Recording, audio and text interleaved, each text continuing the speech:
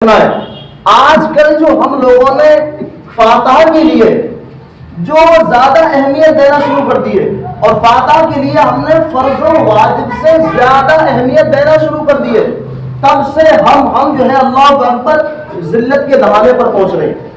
اللہ رسول نے جو چیز ہم پر فرض و واجب کی تھی، فرض و واجب کی تھی، ان چیزوں کو چھوڑ کر کے اگر یہ مستحب کاموں میں ہم لگے ہوئے ہیں، یاد رکھنا میدان محشر میں پچھتاوے کے علاوہ اور کچھ نہیں ہو سکتا۔ میرے بھائیو، بزرگوں، دوستوں، جو چیز ہمارے لیے اللہ رسول نے فرض و واجب قرار دی ہو، نماز کیا ہے؟ 5 وقت کی نماز فرض ہے، فرض۔ اگر کوئی اللہ اکبر فاتحہ کے لیے فرض مانتا ہے تو وہ غلطی پر ہے، گنہگار ہے۔ میں نے یہ پہلے ثبوت دے دیے، فاتحہ پڑھنا جائز ہے، اچھا کام ہے، ہمارے بزرگوں کا طریقہ ہے، کوئی غلط کام نہیں ہے۔ میں نے ساری باتیں آپ کے سامنے بیان کر دی ہیں، اور الحمدللہ آپ مجھ پر شک کیا کر سکتے ہیں؟ شک کیا کر سکتے ہیں؟ کیونکہ مجھے کافی ٹائم ہو گیا یہاں پہ، میں فاتحہ کے بارے میں کافی بولتا رہتا ہوں، لیکن ہمیں کتنا سمجھنا چاہیے کس چیز کو، اسے ہمیں جاننا بہت ضروری ہے۔ اگر ہم مستحب کو فرض تک لے جائیں گے یا واجب تک لے جائیں گے، طور پر کوئی نمازوں کو چھوڑ کر کے اور فرض و واجب چھوڑ کر کے مستحب کاموں میں لگا ہوا ہے، اللہ اکبر میرے بھائی، بزرگوں، دوستوں، ان چیزوں سے کبھی اللہ والے، اللہ کے ولی خوش نہیں ہو سکتے۔ یہ مستحب کام ہے، یہ کیا ہے؟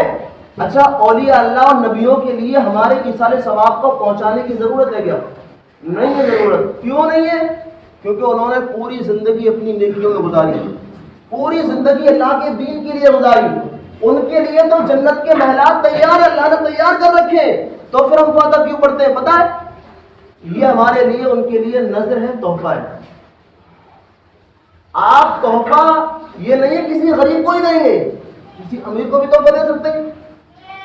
تو جو ہم گنہگاروں کے لیے فاتحہ پڑھتے ہیں اس کی ایصال ثواب کے لیے پڑھتے ہیں، لیکن جو اللہ والے نبیوں کے لیے جو ہم ایصال ثواب کرتے ہیں وہ ان کے لیے ایک طریقے کا تحفہ ہوتا ہے، ایک طریقے کی ان کے لیے نذر ہوتی ہے، اس لیے نذر بھی کہتے ہیں، اس کا دوسرا نام نذر بھی ہے۔ اللہ تو جب ہم فاتحہ کرتے ہیں ان کے لیے تحفہ دیتے ہیں تو وہ اللہ والے خوش ہوتے ہیں، لیکن اگر ہم ان کے طریقے پر نہ ہوں اور پھر تحفہ دیں، یاد رکھنا کبھی خوش نہیں ہو سکتے۔ جنہوں نے نمازوں کے لیے اللہ اور لوگوں کو، بھٹکے ہوئے لوگوں کو دین پر لانے کے لیے اپنی پوری زندگی وقف کر دی، پوری زندگی لگا دی، ان کے ہی طریقے پر ہم نہیں ہیں، تو بتائیے ہم کامیاب کیسے ہو سکتے ہیں؟ میرے بھائیو، بہت مشکل ہے۔ بلکہ صحابہ کرام فرماتے ہیں کہ جب حضور علیہ الصلوۃ والسلام کے زمانے میں ہم کسی کو پہچان نہ ہوتا کہ کون منافق ہے اور کون مومن ہے، تو ہم دیکھتے کہ کون نماز نہیں پڑھ رہا ہے جماعت سے، سمجھ جاتے ہیں جو نماز پڑھتا کہ یہ مومن ہے، اور جو نماز نہیں پڑھتا سمجھ جاتے یہ منافق ہے۔ حدیث پاک کی بات ہے، یہ صحابہ کی بات ہے، کوئی ہماری تمہاری بات نہیں ہے۔ تو اس لیے یاد رکھنا، ہم جو ہے آج کل ہمارا ماحول بن چکا ہے، بس فاتحہ میں اتنا اچھا اہتمام سے کرتے ہیں، بے شمار اہتمام کرتے ہیں، فاتحہ کے لیے کرنا چاہیے، غلط نہیں ہے، اچھی بات ہے، لیکن جتنا اہتمام ہم فاتحہ کے لیے کرتے ہیں کہ نمازوں کے لیے بھی کرتے ہیں۔ جب فاتحہ کا وقت ہوتا ہے تو محلے میں ٹٹولتے ہیں کہ بھائی آج فاتحہ ہو رہی ہے، آؤ بھائی فاتحہ ہو رہی ہے، آؤ بھائی فاتحہ ہو رہی ہے، بلاتے ہیں، بلانا ناجائز نہیں ہے، بلا سکتے ہیں، لیکن کبھی نماز کے لیے بلایا ہے ہم نے؟ کیا نماز کے لیے بھی ہم خود نہیں جاتے؟ بلائیں گے کیا نماز کے لیے؟ ہمارا یہ ماحول ہے۔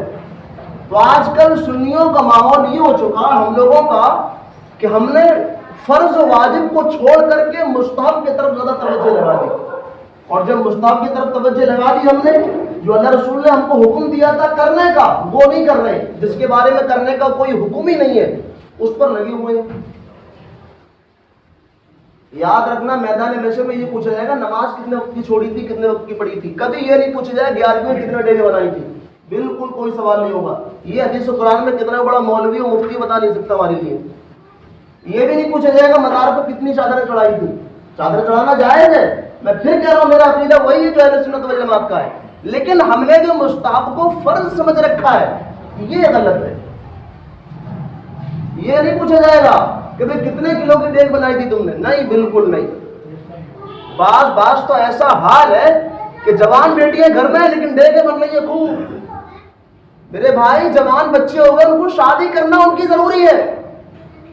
میری بات برا مت ماننا، ہمارے بڑے بڑوں سے معذرت چاہتا ہوں، معافی چاہتا ہوں، لیکن حقیقت یہی ہے، جوان بچے ہیں گھر میں لیکن ہم دیکھ لگا رہے، ارے جوان بچے گھر میں ہیں، نگاہیں کسی کی غلط ہے، کیا معاملہ ہے کیا نہیں ہے، بچوں پر کیا بھروسہ کر سکتے ہیں اپنے ہم؟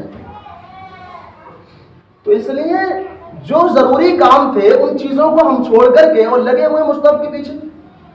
یاد رکھنا، اگر کسی نے اگر ایک پلیٹ میں شیرینی کر کر فاتحہ پڑھ دی اور اس کی نیت اچھی ہے تو وہی 10 ڈیگوں سے اعلیٰ ہو سکتی ہے، وہی لاکھوں کروڑوں سے اوپر پہنچ سکتی ہے.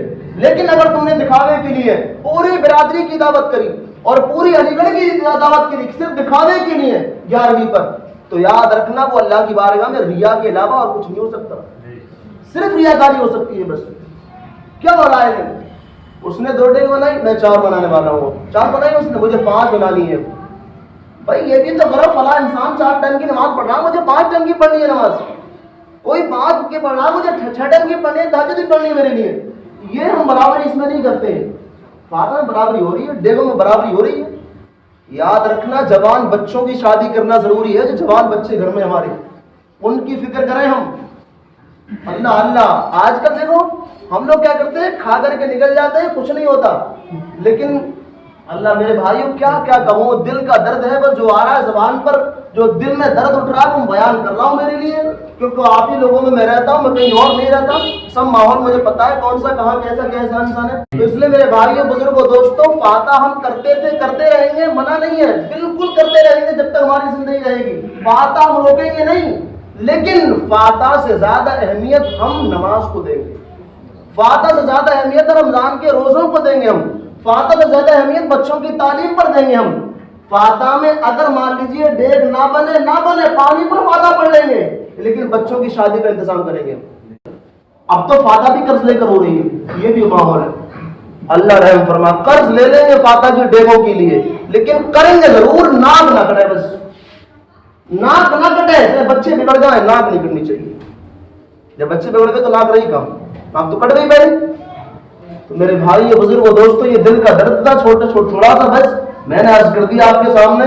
اگر کوئی غریب انسان اگر ڈیگ کر رہا ہے دکھانے کے لیے تو میرے بھائی اس کو ہاتھ جوڑ کر سمجھاؤ، بھائی تو مت کر، بچوں کی شادی کر. تو تیرا کام یہ نہیں ہے کرنے کا، یہ قوم کی ذمہ داری ہے. قوم اس کو سمجھا جا کر کے، نہیں قوم بھی ہے، نہیں یار بریانی کھانی ہے شام کو اور یہ کرنا وہ کرنا ہے، مونچھوں پہ تاؤ دیا نکل لیے گھر پر. کیا کسی کی فکر پڑی ہے؟ جوان بیٹیوں کی فکر کرو. ہمارے معاشرے میں دیکھ رہا تم کیا ماحول ہو رہا ہے اس میں، لڑکیوں کا لڑکوں کا، نظریں کہاں جا رہی ہیں، کدھر جا رہی ہیں نظریں. تو اس لیے شادی کرنا ان کی ضروری ہے. فاتحہ کے لیے، نام نمود کے لیے یہ کرنا یہ ضروری نہیں ہے میرے بھائیوں.